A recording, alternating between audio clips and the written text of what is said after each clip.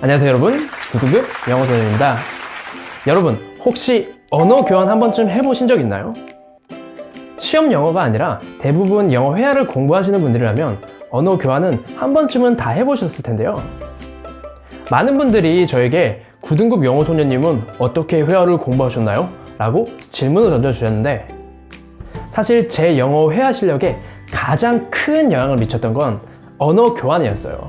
저는 처음에 영어 공부를 시작을 하고 약 6개월, 8개월 정도는 집에서 그냥 책으로만 주구장창 공부하다가 이제 어느 정도 이제 문법도 알고 어휘도 알고 기본 회화 패턴도 알고 내가 어느 정도 혼자서 영어로 글을 쓸 수 있을 레벨쯤이 됐을 때 이제 밖으로 나가기 시작했어요. 밖으로 나가서 한국인들이 영어로 말하는 영어 회화 모임이라든지 아니면 외국인들이 있는 언어 교환 카페 그리고 모임 이런 것들을 그냥 있는 그대로 주구장창 다 가입하기 시작했습니다. 그리고 그렇게 한 달, 두 달 정도를 언어 교환 모임을 다 찔러보고 다녔어요. 그리고 제가 느낀 건 뭐였냐면요, 그렇게 무분별하게 언어 교환 모임 카페만 가서 대화만 나눈다고 영어 실력이 크게 늘지는 않는구나 였어요. 분명히 어느 정도 이 대화를 함으로써 영어하고 익숙해지고 회화에 약간 능숙해지는 효과는 분명히 있지만 그게 금방 한계가 드러나더라고요. 예를 들면 이 외국인이 참여하는 이 언어 교환 모임에 가면은 정말 많은 사람들이 있고 많은 외국인들이 있어요. 그렇지만 문제점은 뭐냐면요, 이 외국인 언어 교환 모임은 계속 이렇게 많은 사람들하고 이야기를 할 수 있게끔 앉은 자리를 계속 바꿔줍니다. 그래서 이야기를 15분 하고 20분 하고 또 다른 사람들하고 이야기하고 다른 사람들하고 이야기하고 이런 식으로 계속 대화를 하는 사람이 바뀌게 돼요. 근데 그게 문제점이 뭐냐면요, 많은 사람들하고 대화를 나누고 매 주마다 이렇게 구성원들이 바뀌기 때문에 매주 그냥 새로운 사람들을 만나서 자기소개만 영어로 하다가 끝이 나버리는 거예요. 그러니까 조금 다양한 주제로 조금 더 깊이 있는 대화를 나누고 싶은데 그래야지 내 영어가 조금 더 나올 수 있을 것 같은데 거기까지 가지 못하는 게 너무 아쉽더라고요.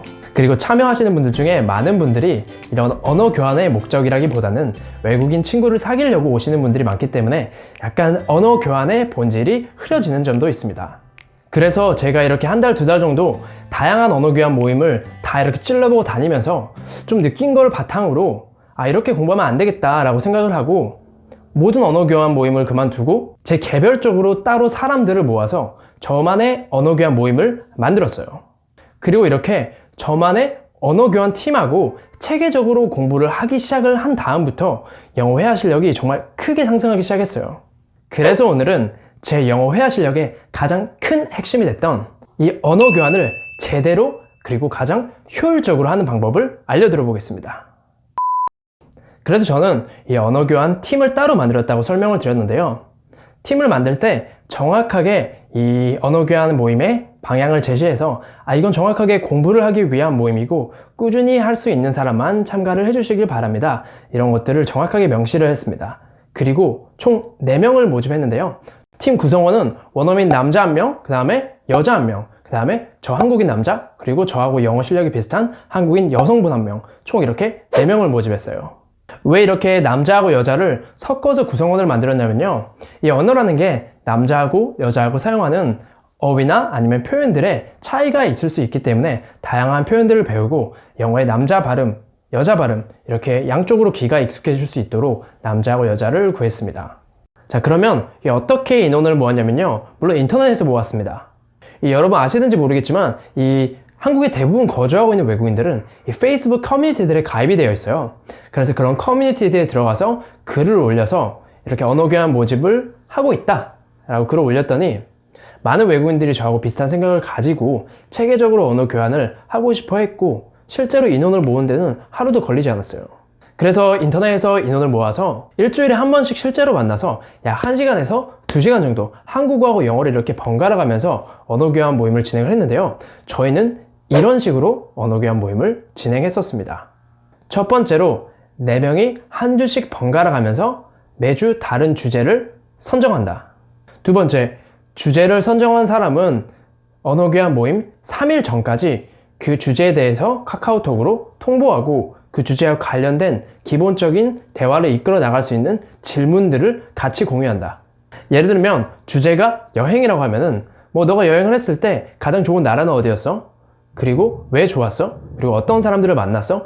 이런 기본적인 질문을 미리 준비를 해서 실제로 언어 교환을 할 때 이런 대화가 조금 더 매끄러울 수 있도록 미리미리 다 준비를 했습니다. 세 번째, 제일 중요한 부분인데요. 주제와 관련된 이번 주에 대화를 나눌 주제에 관한 어휘나 표현들을 미리 예습을 했습니다. 자, 그럼 네 번째는 이 정해진 주제하고 질문들을 바탕으로 언어 교환을 하시면 되고요. 언어 교환을 하실 때는 뭐 영어 절반, 한국어 절반 이렇게 정확하게 영어하고 한국어 쓰는 시간을 분리해서 언어 교환을 진행합니다. 다섯 번째는요, 대화를 하면서 상대방이 어색한 표현이나 뭐 틀린 표현, 그리고 말도 안 되는 말을 한다고 하더라도 절대 끊지 마시고 조언을 해줄 부분이 있으면 다 일일이 그냥 노트에 적어두세요. 그리고 마지막에 대화가 다 끝나고 이런 피드백을 줄 수 있는 시간을 따로 가지세요.